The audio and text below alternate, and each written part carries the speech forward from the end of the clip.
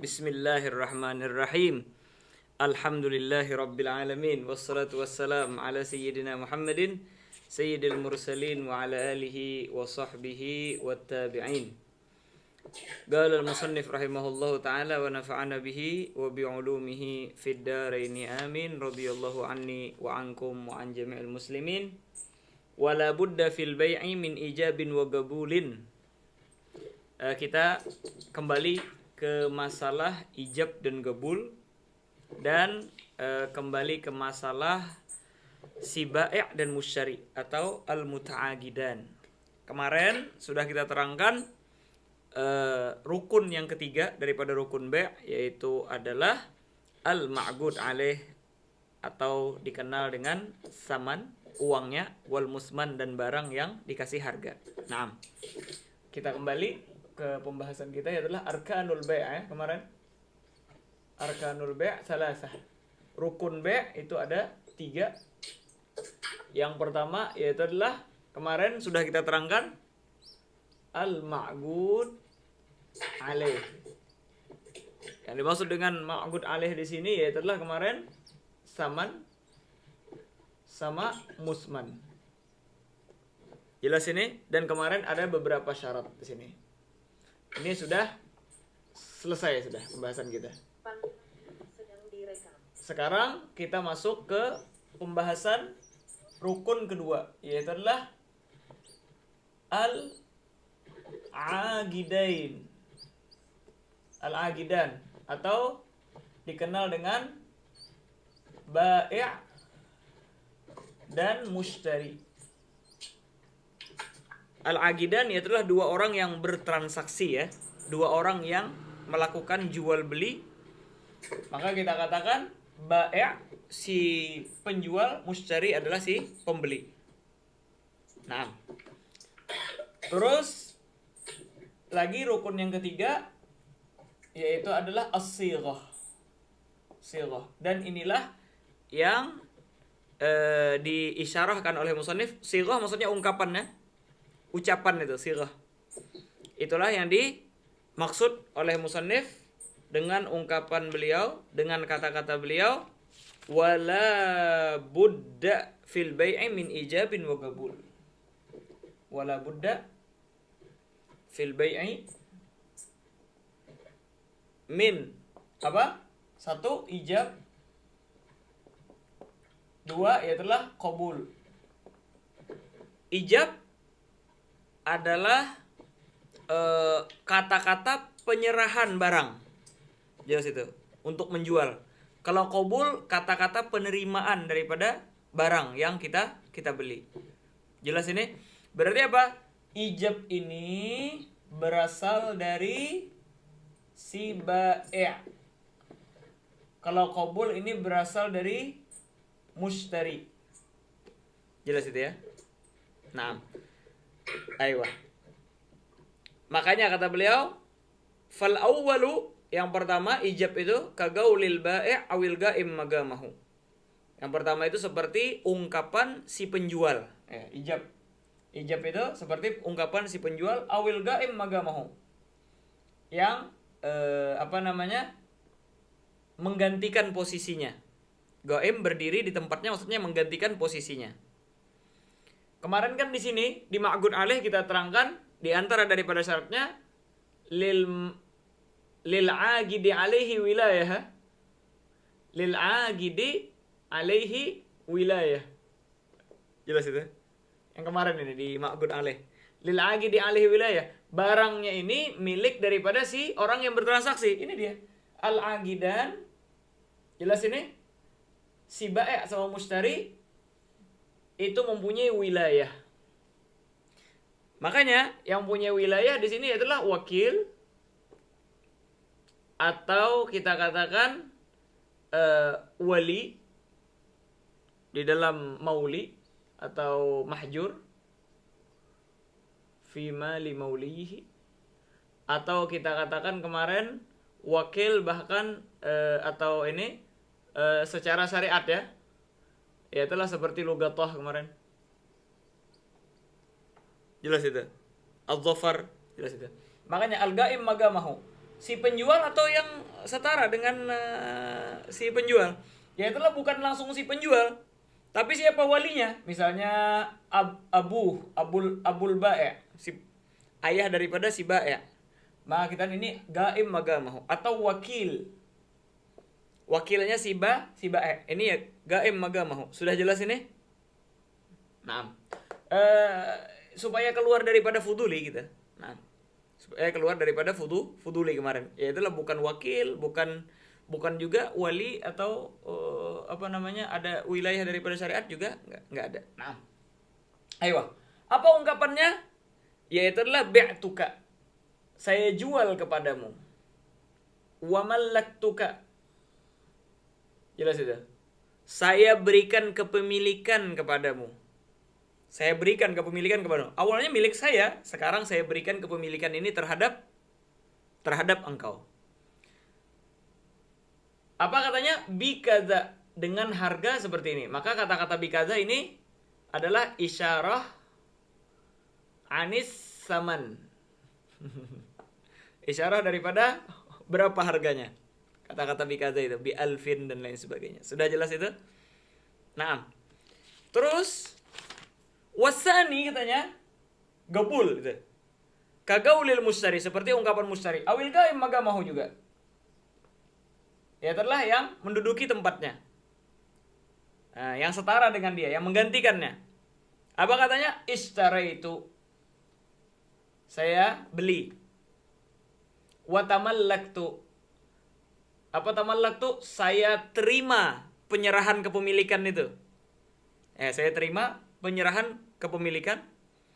Wa nahwuhuma, dan seumpama daripada keduanya. Jelas ini? Nah, di sini perlu kita ketahui, kan orang banyak ya yang mau memakai sirah katanya, biar ada ijab dan qabul. Jelas ini? Namun orang ketika ada ijab dan qabul lupa dari kata-kata bikaza. Isyarah ila saman, menyebutkan daripada saman. Kata para ulama, la budda min zikris saman minal badi, harus menyebutkan harganya berapa dari siapa yang memulai. Jelas ini. Siapa yang memulai? Kalau di dalam contoh kita di sini, si penjual memulai. Bi'tuka bikada, saya jual ini harganya seperti ini. Maka si pembeli nggak perlu lagi nyebutin sudah. Gabil tuh cukup sudah. Ishtara itu cukup sudah. Tapi kalau kita balik ya, yaitu adalah apa? Si mustari ngomong duluan. Apa kata si mustari? Ishtaraitu minka hadzal kitab. Ishtaraitu minka hadzal kitab. Saya beli dari engkau ini kitab. Harus disebutin juga bikaza. Berapa? Bi alaf misalnya. Karena dia yang mulai sekarang. Si penjual nggak perlu lagi nyebutin bikazanya nih. Dia cukup jual bi'tuka. Tidak perlu menyebutkan bikaza. Makanya dari sini kita bisa paham kenapa musannif, si pengarang kitab di sini, ketika menyebutkan gaulil bae' pertama, katanya bi'tuka wa mallaktuka bikaza. Ada bikazanya. Tapi ketika mengungkapkan ungkapan mustari, ishtaraitu wa tamallaktu wa nahwuhuma, ada bikazanya? Enggak ada. Karena di sini di contoh kedua, di kedua enggak perlu bikaza. Tapi siapa yang memula itu harus menyebutkan bikaza. Jelas itu. Maksudnya menyebutkan daripada saman. La budda min dzikris saman min siapa? Minal mubtadi, dari siapa yang memulai. Sudah jelas ini? Kan banyak orang, saya beli ini katanya, saya beli kitab ini, saya jual kitab ini katanya. Hah? Itu sebenarnya ungkapan itu kurang masih syaratnya. Harusnya saya beli kitab ini atau saya jual dengan harga segini. Ayo, tamam Ustaz. Jadi kalau yang disebut zaman keadaan kalau disebut oleh bukannya daripada balik tapi yang selepasnya. Contoh yang kedua. Maksudnya bukan yang memulakan yang disebut tapi yang seterusnya. Nggak bisa. Harus yang memulai. Oh. Naam. Maksudnya kalau nggak bisa maksudnya tak sah. Aiyah, seakan-akan tidak apa namanya? Tidak ada faedahnya dia menyebutkan daripada sighah itu karena syarat sighahnya sendiri kurang. Seakan-akan dia tidak menyebutkan sighah jadinya. Jelas itu? Aiyah. Jadi apa? Malaktuka bikadza. Aiyah. Dan lagi, ini kan saman ya. Bahkan musman juga. Balil musman kadzalik. La budda min dzikrihi minal mubtadi.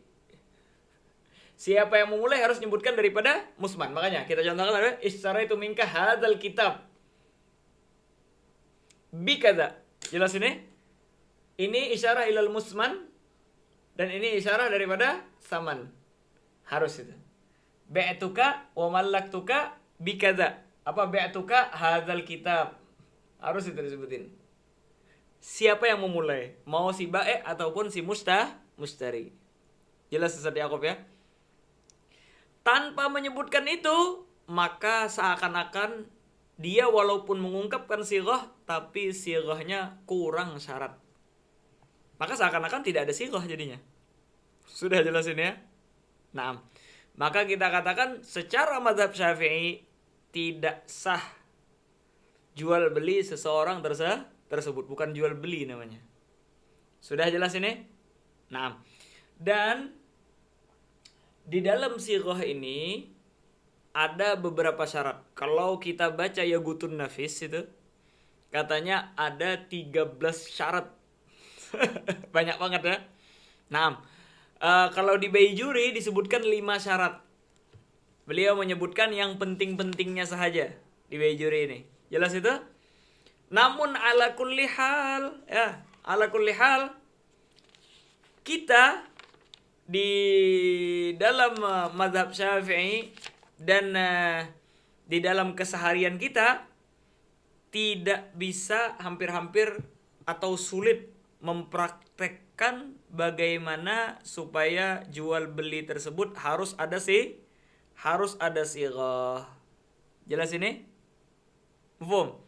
Kan syaratnya katanya harus Allah yatakhallal bainahuma kalam ajnabi katanya. Jangan sampai diselingi kalam ajnabi di tengah-tengahnya. Yang bukan perkara jual beli.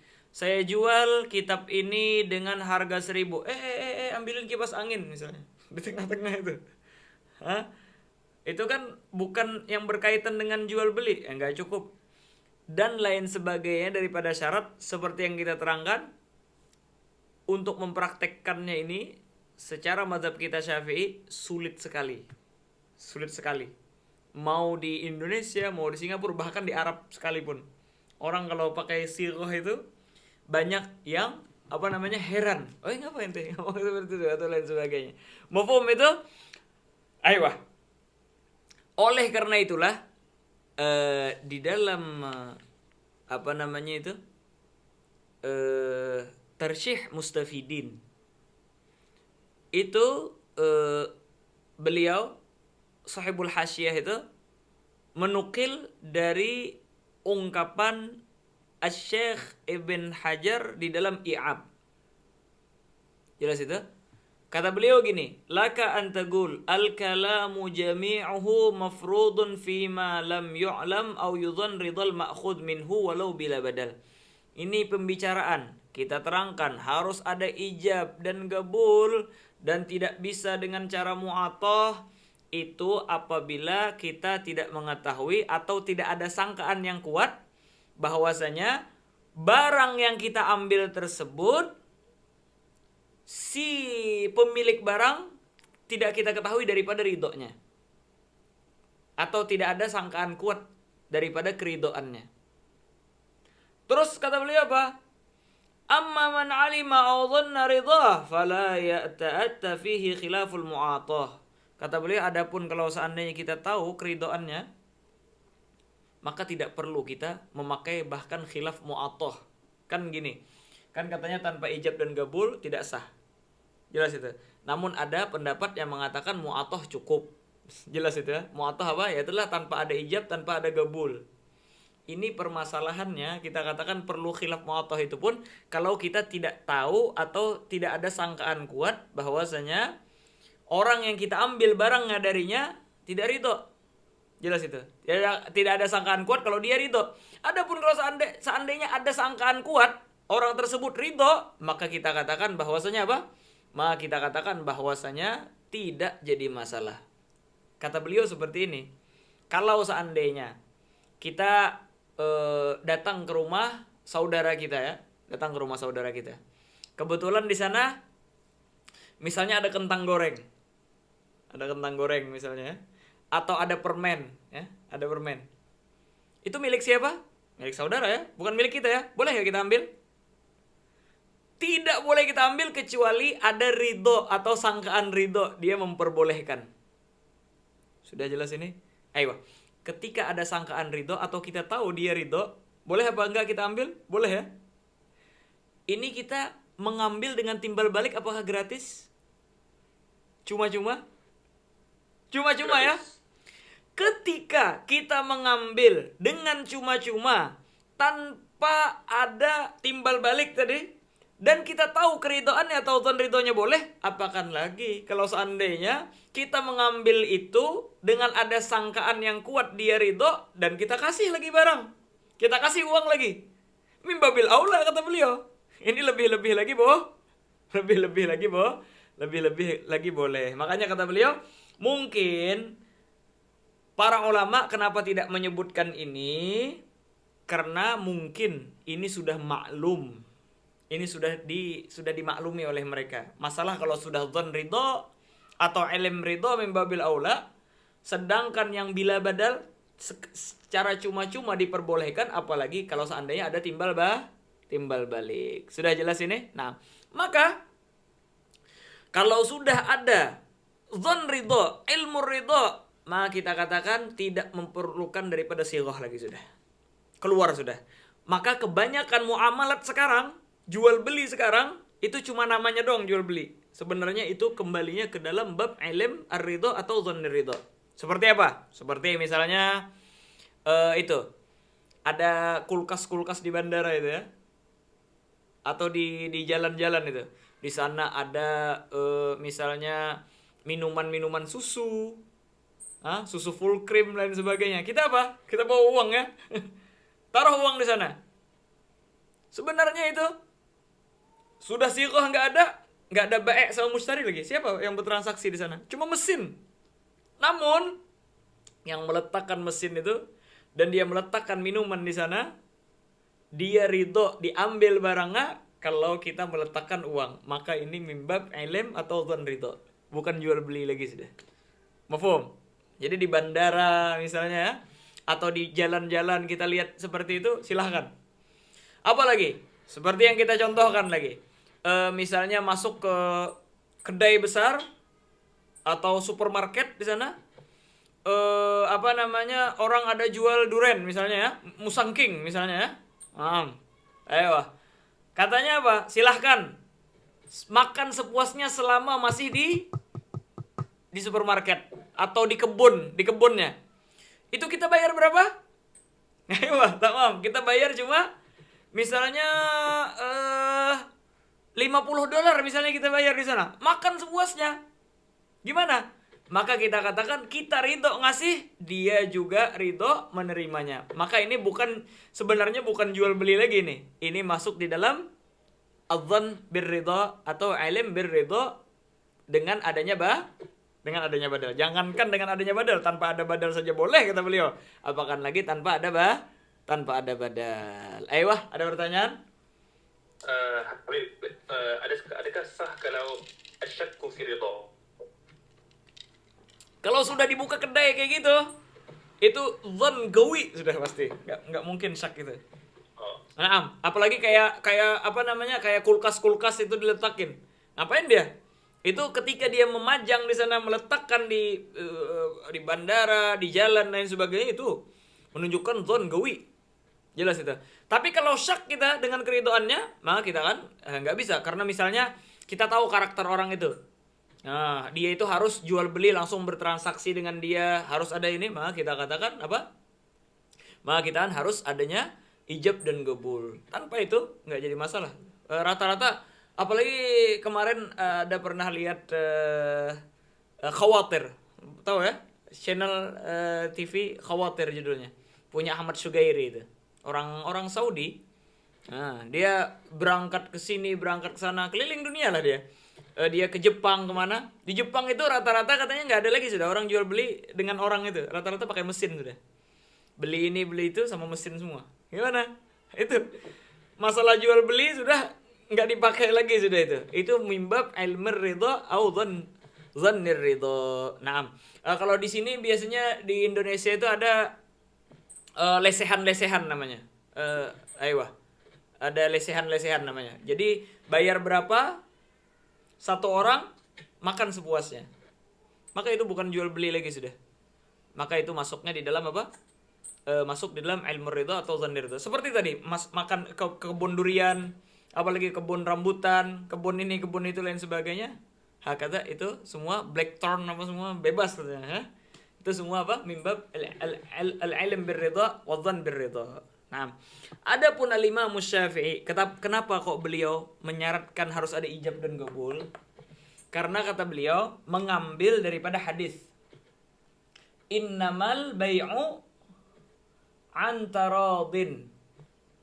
Hanya saja sah bai' itu apabila di sana ada saling ridho. Pertanyaannya, ridho ini dari mana? Ridho itu letaknya di hati. Jelas itu. Siapa yang tahu tentang ridhonya seseorang?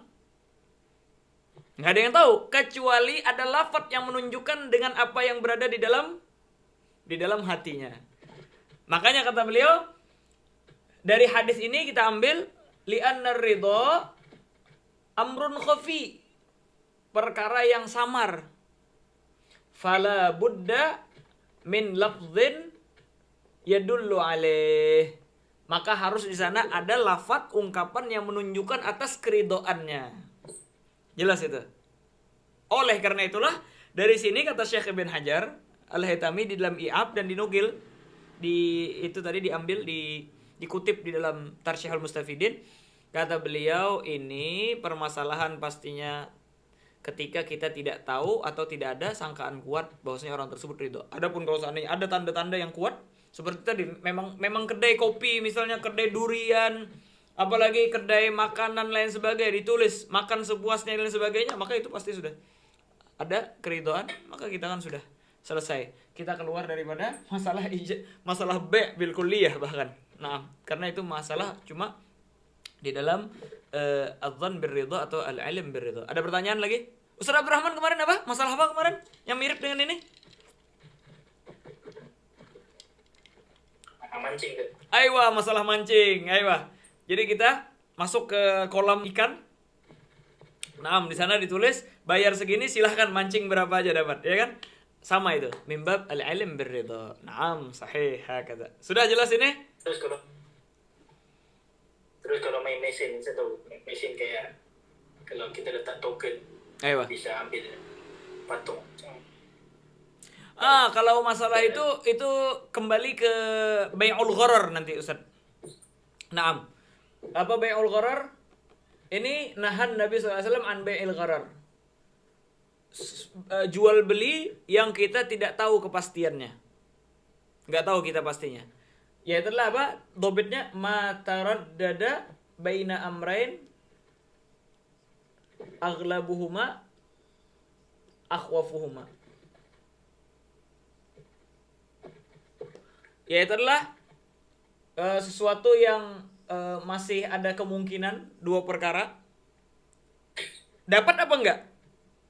Aghlabuhuma akhwafuhuma. Dan pertimbangan yang paling berat yaitu tidak dapat. Kayak tadi main robot ini lain sebagainya. Kalau bisa dipastikan kita dapat, ya ini bukan gharar namanya. Tapi kan biasanya masukin koin, ketangkap, lepas. Itu masuk di dalam gharar. Nah, itu tidak boleh itu. Nah, karena merugikan. Banyak orang yang dirugikan dengan itu. Bahkan banyak yang pulang kecewa ya. Banyak yang pulang kecewa. Aduh, kenapa nggak dapat ini lain sebagainya. Nah, saya. Beda kalau yang tadi. Misalnya kayak tadi makan sepuasnya, makan ini sepuasnya, makan itu sepuasnya. Tamam, right, nggak jadi masalah. Kata. Nah. Ayo Ustadz Helmi. Ya, baik, nah, anak saya saya kasih dia itu token main game. Kali dia pergi main yang itu tadi angkat-angkat. Astagfirullahaladzim. Nah, kata. Oh, terlepas lah. Naam, lepas nangis dia. Aduh, nggak bisa bawa pulang katanya. Naam, sahih. Ayo Ustaz Abdurrahman. Okay. Terus kalau kita pergi ke kedai makan, ke toko makanan, ya terus kayak diambil pilihan saya berapa banyak, kita enggak tahu harganya berapa. Ayo. Terus lagi mau bayar, dia kata enggak apa, makan dulu. Habis makan baru bayar. Nah, Ya. sahih. Dia ada istilah, kan harus ada ijab dan kabul katanya. Dan kita labudda min taqdiris saman tadi ya. Kita harus nyebutin daripada samannya berapa. Tanpa itu, maka kita katakan secara yang mu'tamad dalam mazhab Syafi'i enggak sah. Maka itu antara masuk ke dalam bai' mu'athah, yaitulah enggak nyebutin sama sekali tanpa ada ijab dan kabul, atau ada ijab dan kabul namun tidak ada menyebutkan daripada saman. Itu masuk ke dalam istijror namanya. Ada istijror lagi istilahnya. Ngambil barang tanpa ada ditakdirkan samannya. Apakah sah apa enggak? Juga tidak sah. Juga tidak sah. Ini yang mu'tamad di dalam mazhab Syafi'i. Adapun banyak daripada fuqaha mengatakan bahwasanya masalah istijror ini bahkan tidak ada khilaf mu'athah masuk di sana. Katanya enggak sah qat'an. Namun kita buka di dalam Asnal Matalib itu galahu tafaqquhan katanya. Itu cuma sekedar secara madhannatul fiqh. Wa illa yang mu'tamad bai'ul istijrar dan bai'ul mu'athah sama khilafnya. Itulah ada yang mengatakan sah, ada yang mengatakan tidak. Jelas itu? Maka kita katakan di sini memang ada dua pendapat di dalam mu'athah sama istijrar. Ada yang mengatakan bahwasanya sah, ada yang mengatakan tidak sah. Jelas itu? Maka terserah kita mau mengambil. Namun tadi ketika orang tersebut makanlah dan kita makan dan kita ridho juga bayar tanpa ada kekecewaan, maka ini saling ridho masuk ke dalam itu tadi. Tapi kalau seandainya itu menyebabkan kekecewaan dan lain sebagainya karena nggak dikira ternyata mahalnya luar biasa, maka masuk di dalam istijror. Apakah sah apa tidak? Maka ada yang mengatakan sah, juga ada yang mengatakan tidak sah. Jelas ini ya. Al-Imamul Baijuri rahimahullah SWT bilang, kita tahu ini ya, ada pendapat ya. Maka ketika kita berada di satu posisi yang ulama ada mengatakan sah, ada yang mengatakan tidak, yang bagi taglidul ga'il bil jawaz. Bagusnya kita mentaglid pendapat ulama yang memperbolehkan. Kenapa? Lil khuruj minal ithm, supaya kita keluar daripada dosa. Jelas itu. Nah, fa innahu mimma butuliya bihi katsirun. Karena banyak orang yang tidak bisa lepas dari ini. Kayak seakan-akan bala sudah ini umum kepada seorang, wala haula wala quwwata illa billahil aliyil azim, kata beliau. Nah, bahkan apa Nabi? Tapi kalau kita tadi pada pendapat yang mengatakan jawaz, maksudnya kita taklid pada pendapat yang mengatakan sah. Tapi kan memang tadi sebabnya untuk mengelakkan isim. Aywa. Mengelak daripada dosa ya. Tapi kan kalau kita mau ingat elak daripada dosa, sepatutnya kita lebih morak, iaitu ambil yang tidak sah. Tidak sah. Aywa, gini ya. Jadi ada istilah fatwa, ada istilah al-amal bin nafas. Jelas ini? Kalau fatwa kita jangan sembarangan. Jadi kita sebutkan ini yang mu'tamad karena kita tagayyad bi mazhab Syafi'i. Namun di tengah-tengah itu bisa kita menyebutkan pendapat-pendapat. Supaya apa? Orang tadi tahu, ini yang mu'tamad ini ya, enggak boleh ya. Tapi ada pendapat-pendapat sehingga dia boleh al-amal fi haqqin nafas. Jadi kita tidak memfatwakan, kita cuma menyebutkan aqwal. Makanya kata Al-Imamul Baijuri, sudah tahu ya pendapat-pendapat ya. Ya itu yang mu'tamad itu. Tapi ketika kita terletak di suatu posisi tersebut, kita tahu ada pendapat yang memperbolehkan, maka kita taklid pendapat yang perbolehkan supaya kita tidak terkena dosa. Jelas ini? Naam. Aywa hakadha. Jelas Ustaz Yaqub ya? Naam. Makanya dia ada yang sebahagian salah paham. Bukankah katanya al-amal fi haqqin nafs harusnya lebih wara'? Nah, ada ya sebagian kayak gitu ya. Intigat dengan ibarah para ulama seperti itu. Iya, kita katakan kalau seandainya dia memang bisa menghindari daripada itu, alangkah baiknya. Tapi sebahagian orang, bahkan kata Imam Al-Baijuri apa? Kata beliau, bal hatta idza arada man waffaqahu Allah taala iga asighatin ittakhadahu nas sukhriyah. Bahkan banyak orang yang diberi taufik, misalnya orang-orang ini menjaga diri, mau wara', mau pakai sighah, malah dijadikan olok-olok sama orang. Bahan olok-olokan. Gimana? Daripada kita menyebabkan orang ngolok-ngolok kita, ini nambah akhirnya dosanya kita, dosa orang lain lagi. Sudah dia tidak mau pakai ijab gabul, diolok-oloknya lagi kita. Gimana? Ya mending kita sudah tanpa ijab dan gabul, kita melepaskan dia daripada olok-olokan. Mengolok-olok orang kan sebunnas, mengolok-olok orang, merendahkan orang gitu, sesuatu yang diharamkan. Akhirnya supaya terlepas semua daripada dosa, biar tidak ada masalah ini dan sebagainya, udah tinggal taklid daripada pendapat yang mengatakan bahwasanya boleh. Ini bahkan ini wara' ini, aura' ini. Karena kita tidak meletakkan orang di dalam suatu kemaksiatan. Gara-gara kita memaksakan akhirnya bikin orang maksiat. Nambah jadinya, sudah kita orang lain lagi. Nah, kata. Jelas dari aku ya? Aiyah. So kayaknya kalau kita pilih jalan yang wara' akan dipermainkan orang ya. Naam, dipermainkan, diolok-olok orang. Hah? Masih pakai zaman sekarang, masih pakai ijab dan gabul. Kata. Mafhum itu ya? Akhirnya orang mengolok-olok syariat bahkan, enggak cuma kita, syariat bahkan. Apa? Ngapain repot kayak gini, repot kayak gitu. Kata. Jelas itu ya?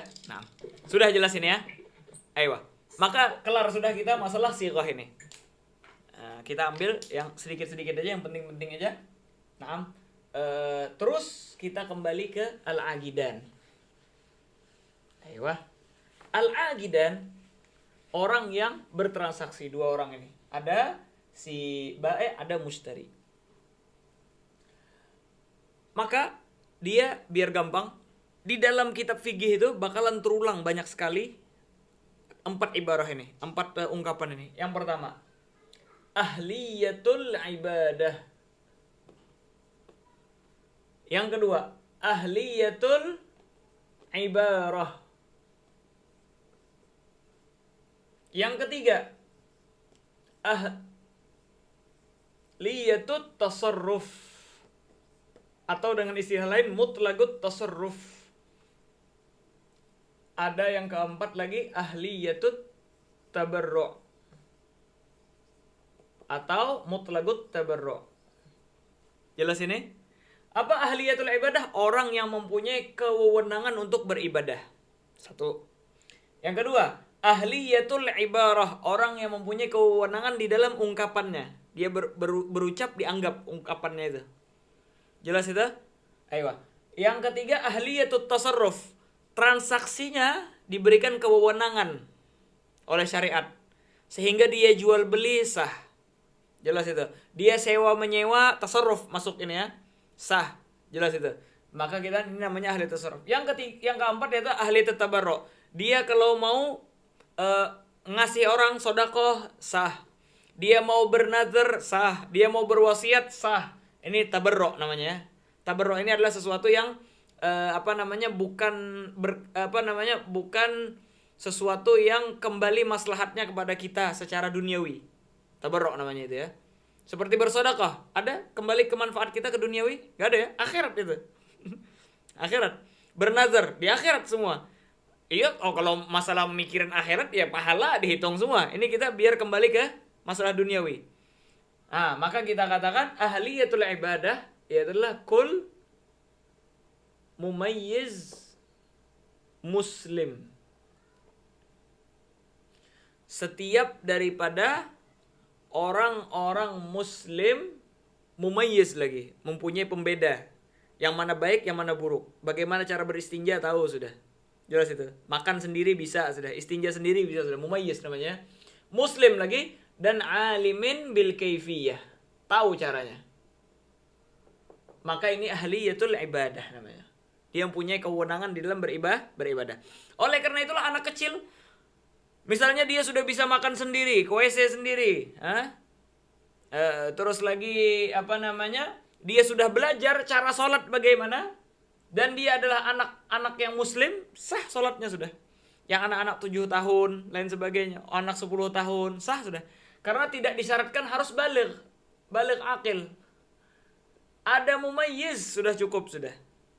Makanya katanya kalau anak kita umur 7 tahun, kita perintahkan untuk sholat. Sah sholatnya apa enggak? Kalau dia alim bil kaifiyah, dia muslim, mumayyiz, sudah. Kita katakan ibadahnya tersebut sah. Dia mau puasa, jelas itu. Ibadah silahkan. Mau baca Quran, semua. Ibadah. Haji, jelas itu. Naam. Ada yang disisnakan masalah haji nanti yang ghair mumayyiz. Kalau seandainya orang tuanya yang memperhatikannya, itu masalah mustasna. Cuma kita berbicara secara global dulu ya. Naam, hakata. Sudah jelas ini? Yang kedua masuk kita, yaitulah ahliyatul ibarah. Ungkapannya itu dianggap sehingga dia mau menikah. Gobiltu nikahaha wa tazwijaha bil. Ini kan ungkapan ini semua. Saya kasih ini barang kepada engkau, ungkapan ya. Berangkat, enggak berangkat, dan lain sebagainya. Ibarah namanya ya. Maka kita katakan kullu balighin aqilin mukhtarin.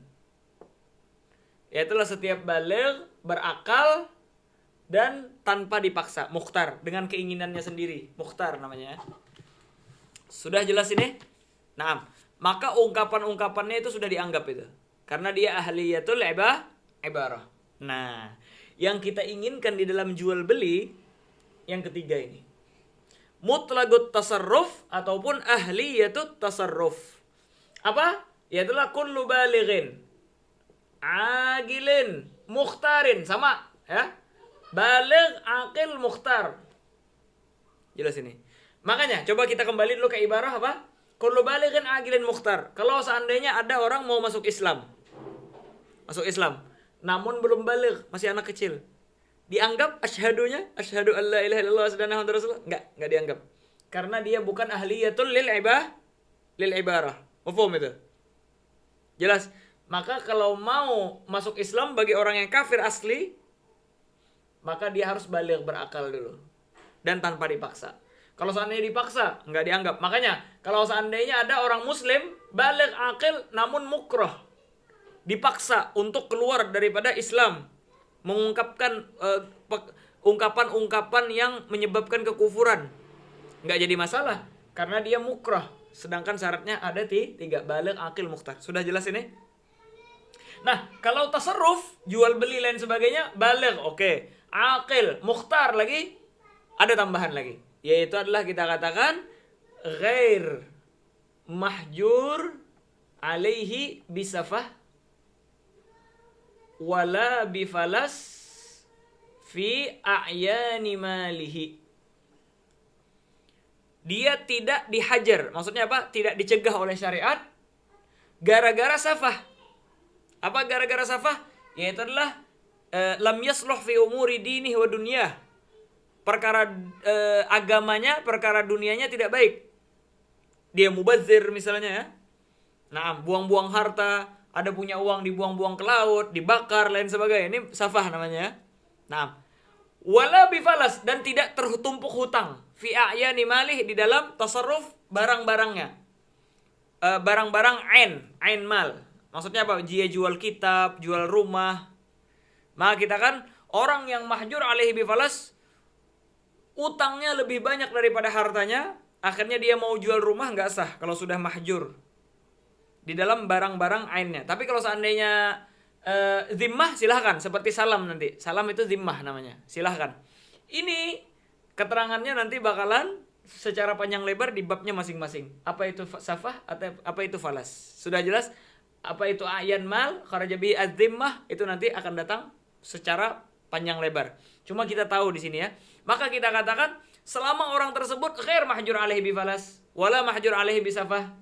Terus mukhtar, tanpa ada dipaksa, mukhtar itu dengan keinginan sendiri, orang ngebalik berakal, maka sah jual belinya.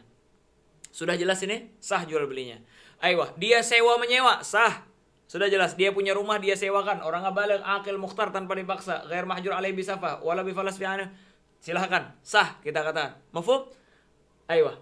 Akhirnya bagaimana dengan anak kecil? Kan harus balik akil.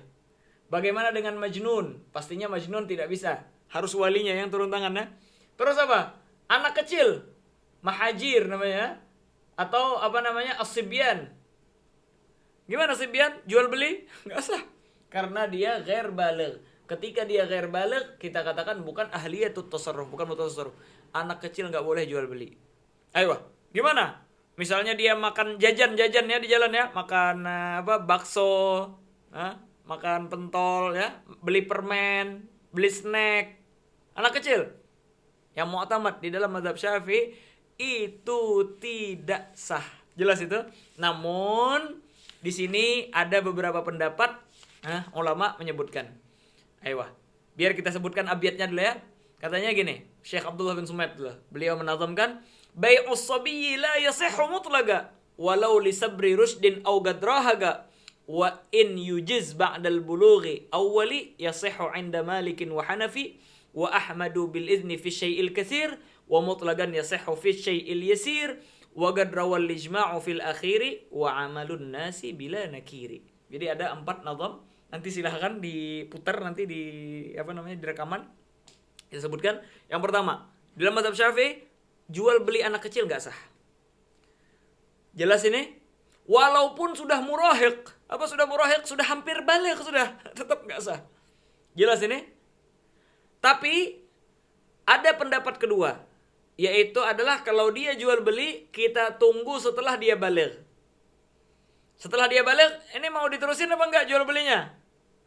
Iya, saya terusin, maka sah. Kalau kata dia enggak, saya batalin, maka kita harus dikembalikan itu barang-barangnya. Jelas itu? Naam. Ada pendapat yang ketiga, yaitu adalah kalau diperbolehkan oleh walinya, orang tuanya. Jadi setelah dia jual beli, apa itu? Oh, snack. Silahkan, enggak jadi masalah. Naam, jelas itu? Ayo. Dan ini pendapat Imam Malik dan Imam Abu Hanifah. Sudah jelas ini? Bahkan di dalam mazhab Imam Ahmad bin Hanbal,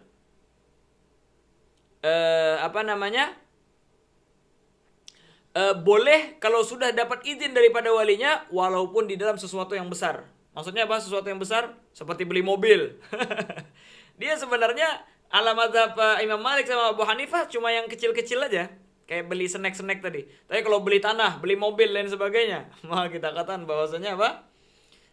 Maka kita katakan bahwasanya tidak sah kecuali ala mazhab Imam Ahmad bin Hanbal. Jelas ini? Ayo. Tapi kalau kayak snack katanya apa? Wa qad rawal ijma'u fil akhiri wa amalun nasi bila nakiri. Dan ini sudah ijma' dan orang-orang biasanya pakai yang ini. Itulah apa? Seperti beli snack, beli pentol dan sebagainya diperbolehkan saja. Sudah jelas ini? Maka itulah beberapa pendapat dan secara nasarnya itu disebutkan di dalam Bughyatul Mustarsyidin. Ala kulli hal, apa? Di sini kesimpulannya anak kecil yang mau tamat mazhab Syafi'i enggak boleh, tapi ada pendapat tadi. Yang kuat banget pendapatnya di dalam sesuatu yang kecil-kecil, kayak snack, kayak susu-susu, permen-permen, minuman-minuman, jajan-jajan di kantin dan sebagainya, itu kan sesuatu yang hagir, enggak? Itu sudah. Kita katakan bahkan al-ijma' dan amalun nas itu bila nakir memakai daripada pendapat yang terakhir ini. Sudah jelas ini? Ayo, baligh, akil. Adapun majnun pastinya dia gimana orang majnun jual beli? Nggak bisa dianggap ya. Kata. Ayo. Namun kalau seandainya orang itu mempunyai Down syndrome ya namanya itu ya. Down syndrome, itu kan bukan gila orang itu, mumayyiz. Namun bukan juga mukallaf. Gimana ini? Antara kayak anak kecil tapi umurnya sudah tua. Gila juga enggak, pinter aja dia. Gimana? Maka sebagian ulama orang-orang Down syndrome itu masuk di dalam kata-kata sobi mumayyiz katanya. Masuk di dalam kategori sobi mumayyiz. Berarti apa? Maka kita katakan bahwasanya dalam ibadahnya sah. Dia mau sholat mau apa dan jual belinya harusnya walinya yang turun tangan. Namun katanya apa? Yaitu adalah kita katakan sah dalam syai'ul hagir. Tapi kalau jual beli mobil harus harus orang tuanya yang turun tangan. Jangan dia langsung. Naam hakada. Memang ini bahas tawil arid. Syekh Ibn Hajar membahas di dalam masalah nanti bab hajar nanti, enggak di sini. Nah, makanya jarang ada yang membahas di sini. Namun karena ini realita yang kita hadapi sekarang di zaman sekarang, banyak orang-orang yang Down syndrome ini di mana-mana, makanya kita sebutkan duluan dah. Nah, hakada. Jelas itu ya. Terus lagi baligh aqil, kharaja bi majnun dia. Maka masuk ke masalah Down syndrome dan sebagainya sudah kita bahas. Dan mukhtar lagi apa mukhtar? Yaitu adalah tanpa dipaksa. Beda kalau dipaksa, maka kita tidak sah karena dia ghair mutlaqit tasarruf. Naam. Bahkan Imam Al-Ghazali menambahkan di antara daripada yang ghair mukhtar, yang mukrah, yaitu orang menjual karena malu atau membeli karena malu. Haya. Sebenarnya nggak mau beli, tapi gara-gara yang menjual orang berpengaruh atau yang membeli orang berpengaruh mau nggak, jual. Padahal terpaksa. Malu menolak. Maka itu masuk di dalam mukrah jadinya. Kharaja bil mukhtar, keluar daripada mukhtar. Beda di dalam masalah musadarah katanya. Apa musadarah? Yaitulah memaksa sesuatu yang lain, akhirnya dia menjual sesuatu yang lain. Misalnya gini, kalau kamu tidak memberi saya uang $1 juta besok, saya akan bunuh. Mafhum? Ini dipaksa ya. Dia untuk membayar $1 juta. Ternyata dia saking takutnya, rumah dia kebetulan harganya $1 juta. Dia jual rumahnya. Orang ini nggak memaksa menjual rumah. Orang ini cuma minta uang $1 juta. Akhirnya dia jual rumahnya untuk bisa membayar. Ini musadarah namanya. Ini apa? Hukumnya sah ini. Jual belinya. Karena orang tadi memaksa untuk ngasih uang $1 juta, bukan untuk menjual rumah. Maka menjual rumah keinginannya sendiri, bukan karena paksaan. Jelas itu. Nah, kata. Maksudnya kalau dia jual rumah itu sah. Ayo, sah jadinya jual rumahnya. Nah, adapun orang ngambil uang tanpa ada hak, pastinya zalim orang itu. Tapi masalah jual belinya, gara-gara paksaan tadi, orang maksanya bukan jual rumah. Beda kalau seandainya dia bilang, jual nggak rumah? Kalau nggak saya tembak, katanya. Nah, ini memaksa menjual rumah. Kalau ini nggak, kasih saya uang $1 juta. Tapi dia habis pikir, apa yang dikasih? Oh, jual rumah dah. Ini satu-satunya caranya untuk selamat. Dia jual akhirnya. Ini nggak termasuk paksaan. Karena dia menjual rumah secara sadar namanya itu ya. Tanpa ada paksaan. Mafhum ini? Ayo. Terus ghair ma'jur alaihi bisafah, yaitulah orangnya tidak mubadzir, orangnya tersebut di dalam urusan dunianya bagus, tidak suka membuang-buang harta, party-party yang enggak penting maka kita kan orang tersebut ghair ma'jur alaih. Pastinya setelah dihajar, sudah divonis oleh hakim kalau orang ini tidak boleh tasarruf lagi. Begitu juga orang yang banyak hutang ini. Dan ini nanti akan kita terangkan secara panjang lebar di bab hajar nanti. Oke? Sudah? Yang terakhir ini, ahliyatut tabarru'. Biar selesai ini, ahliyatut tabarru', orang yang punya kewenangan untuk tabarru'. Apa tabarru'? Ya itulah seperti hadiah. Apa hadiah? Apalagi hibah. Ini tabarru' namanya. Apa tabarru'? Memberi cuma-cuma tanpa memikirkan timbal balik di dunia. Masalah akhirat ini sudah, sedekah lain sebagainya. Tabarru' namanya ini ya. Ayo. Maka kita apa? Ahli tabarru', yaitulah harus baligh.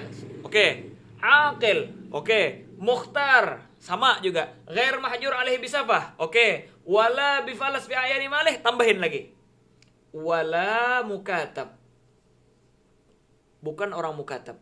Apa mukatab? Yaitulah seorang hamba sahaya yang diberikan kewenangan oleh tuannya untuk berdagang, untuk jual beli, supaya dia nanti membayar di dalam 2 tempo atas harga dirinya sendiri. Kata sayyidnya, kalau kamu bisa memberi saya misalnya $2 juta, maka saya akan merdekakan. Di dalam 2 tempo, yaitulah katanya di dalam waktu 2 tahun misalnya. Maka ini namanya mukatab. Jelas itu? Yaitulah sayyidnya memberikan waktu senggang selama 2 tahun membayar $2 juta. Mafhum itu?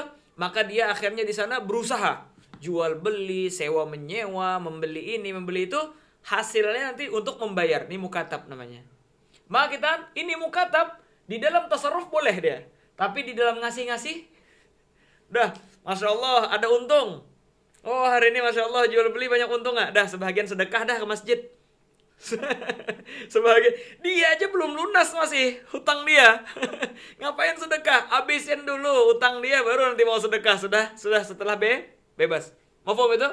Ayo, wala mukatab. Terus lagi yang terakhir, wala wali fi mali maulihi, dan bukan wali di dalam harta orang yang hartanya dia urus. Seperti apa? Seperti ayah misalnya mengurus daripada harta anaknya, kakek mengurus daripada harta cucunya.